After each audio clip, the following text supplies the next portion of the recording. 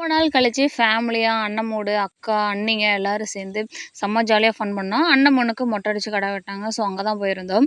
அதுக்கு முன்னாடி நம்ம சேனலுக்கு மறக்காம ஒரு சப்ஸ்கிரைப் பண்ணி விட்டுருங்க. வெயிலுக்கு நல்லா பானையிலேயும் தண்ணி ஊற்றி வச்சாச்சு. வாழைப்பழம் எல்லாமே எடுத்து வச்சாச்சு.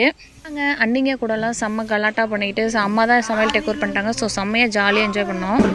3 மகன் இருக்கிறான் அன்னைக்கு. ரவி, ஜோதி ஒன்று,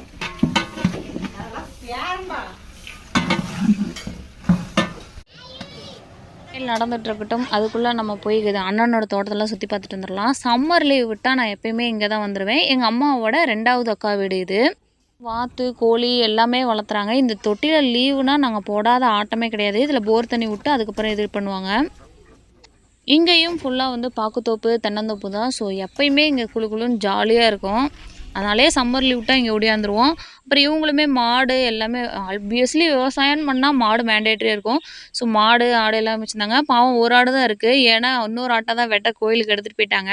கோயிலுக்கு அண்ணன், அண்ணி எல்லாம் பெரியப்பா, பெரியம்மாலாம் பாப்பாவுக்கு மொட்டை அடிக்க காலையிலேயே கோயிலுக்கு போயிட்டாங்க.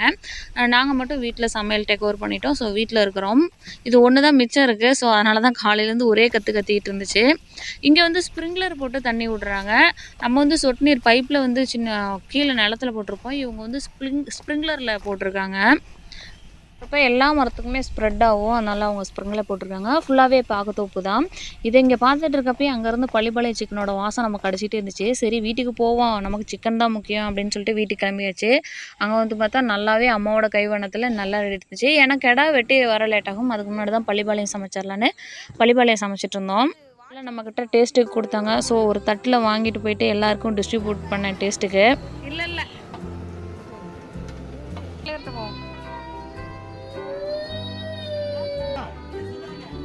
இப்போ அவனுக்கு ஓலோரெல்லாம் கேட்கணும். Voice cut பண்ணிடுவோங்கப்பா.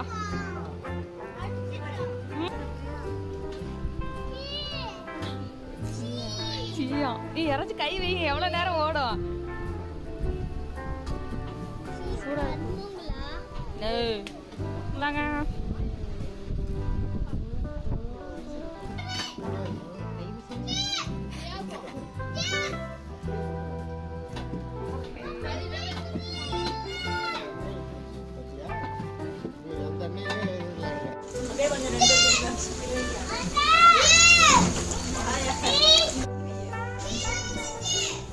Ritesh, the test. Yeah.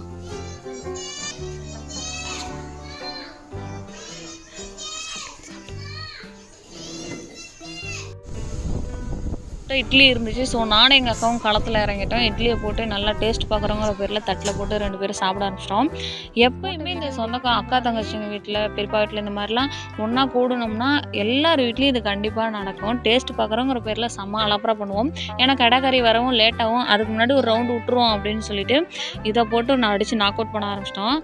எங்கள் அம்மா வழக்கம் போல் சும்மா தாறுமாறாகவே செஞ்சுருந்துச்சு. அம்மா சமையல் தான். கொத்தமல்லி தலையை கொடுத்து எங்கள் அண்ணி தலைவரேன்னு தான் கூப்பிடுவோம். தலைவரே இதை கொஞ்சம் அரிஞ்சு கொடுங்க அப்படின்னு சொன்னோம். எங்கள் அண்ணிங்க நாங்கள் எல்லாருமே எப்பயுமே செம்ம ஜாலி டைப்பு தான். வேலையெல்லாம் வச்சாங்க. போய் தேங்காய் அரைச்சிட்டு வா, மசாலா அரைச்சிட்டு வான்னு. ஸோ அதையெல்லாம் அரைச்சி கொடுப்போம். நம்மளும் வேலை செய்கிற மாதிரி காமிச்சிக்குவோம் அப்படின்னு சொல்லிட்டு, அப்போ தான் 4 துண்டு எலும்பு எக்ஸ்ட்ரா கிடைக்கும் அப்படின்னு சொல்லிட்டு போய் அந்த வேலையை ஸ்டார்ட் பண்ணிட்டேன். 1-2 வேலை செஞ்சாலும் கொஞ்சம் செஞ்சு கொடுப்போம் அப்படின்ட்டு அங்கே போய் ஸ்டார்ட் பண்ணிட்டேன். அடிக்கிற வெயிலுக்கு ஃபேன் முன்னாடியே தான் நின்றுட்டு இருந்தோம் எல்லோரும். அப்புறம் ஆட்டுக்கறி வந்துருச்சு. ஸோ அதையும் தாளிச்சு விட அம்மா ஆரம்பிச்சிட்டாங்க. ஃபுல்லாகவே சமையல் அம்மா தான். நான்வெஜ்ஜாக இருந்தாலும் அம்மாவோட சமையல் டாப்பு டக்கர்னே சொல்லலாம். ஸோ அம்மா ஆட்டுக்கறியில் குழம்பு வச்சுட்டு அதை வறுக்க போகிறாங்க.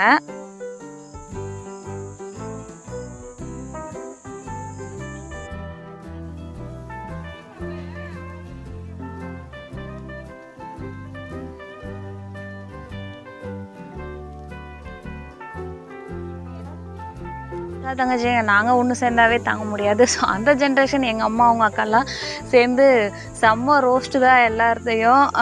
செம்ம ஜாலியாக இருந்துச்சு, ஃபன்னாக இருந்துச்சு. உண்மையாலுமே இந்த மாதிரி சந்தர்ப்பங்கள்லாம் நம்மளோட அடுத்த ஜென்ரேஷனுக்கு கிடைக்குமான்னு சொல்லவே முடியாது. ஆட்டுக்கறி மட்டும் வந்துருச்சு. தலை கால் எல்லாம் வாட்டுறதுக்கு எடுத்துகிட்டு போயிட்டாங்க. ஸோ இனிமேல் அம்மா நாக் அவுட் பண்ண போகிறாங்க.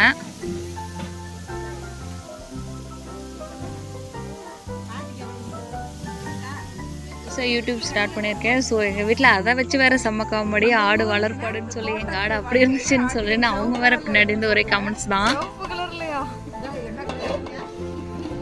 எங்க ஆடெல்லாம் வளர்ப்பாடு இல்ல, ஒன்று வந்தாலும் எட்டித்தலை இருக்கத்தல எல்லாம் சொல்லுங்க, அதே சேர்த்து சொல்லிடுவேன் நான்.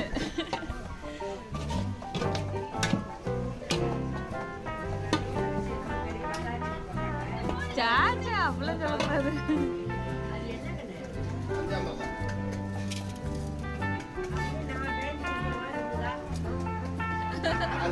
அப்புறம் சாப்பாட்டுக்கு உல வைக்கலாம். ஸோ பாட்டிக்கிட்ட கொடுத்து அரிசியை கழிஞ்சு போட சொல்லியாச்சு. இப்போல்லாம் யார் இந்த மாதிரி கல் பொறுக்கி இது பண்ணுறாங்க, எல்லாம் அப்படியே அலசி ஊற்றிரும். பார்க்கவே சூப்பராக இருந்துச்சு. இந்த பாட்டி வந்து நான் சின்ன பிள்ளையா இருக்கிறதுலேருந்தே எங்கள் பெரியம்மா வீட்டுக்கு வர்றவங்க, செம்ம அட்டாச்மெண்ட் இவங்க கூட. அந்த மாதிரி அவங்க அரிசி அந்த களைஞ்சி எடுக்கிறத பார்க்குறப்பயே செம்மையாக இருக்குது பார்க்குறதுக்கு. அப்புறம் அம்மாவுக்கு வழக்கம் போல் இடிப்படி வேலை பண்ண கூப்பிட்டாங்க. அங்கே ஒரு பக்கம் எல்லாம் வணங்கிட்டு இருந்துச்சு. முட்டை இல்லாமல் பந்தி நிறைவாக இருக்காது. ஸோ முட்டையை எங்கள் அக்கா அடுக்கி போட நான் அதை போய் வேக வைக்கலான்னு சொல்லிட்டு அதுக்கு ரெடி பண்ணிக்கிட்டு இருந்தோம். எத்தனை வேலை செஞ்சாலும் இந்த டேஸ்ட் பார்க்குற டைமில் மட்டும் குடுகுடுன்னு ஓடியாந்துருவேன். இந்த சுட சுட குழம்பு அந்த கரண்டியில் அள்ளி கையில் ஊற்றி குடிக்கிற சுகமே தனி தான். ஸோ வந்து அதையும் டேஸ்ட் பண்ணி பார்த்தாச்சு. சமையல்லாம் ரெடி ஆனோடனே குழந்தைங்களுக்கு வீட்டுக்குள்ளே வந்து எல்லாம் போட்டு பந்தி பரிமாட்டு பெரியவங்களுக்குலாம் வெளியே டேபிள் போட்டு பரிமாறிட்டோம். நீங்களும் உங்களுக்கு டைம் கிடைக்கிறப்ப இந்த மாதிரி சொந்த பந்தத்தோட டைம் ஸ்பெண்ட் பண்ணுங்கள், அது சூப்பராகவே இருக்கும். எனக்கு இன்றைக்கி மெமரபிள் டேன்னே சொல்லலாம்.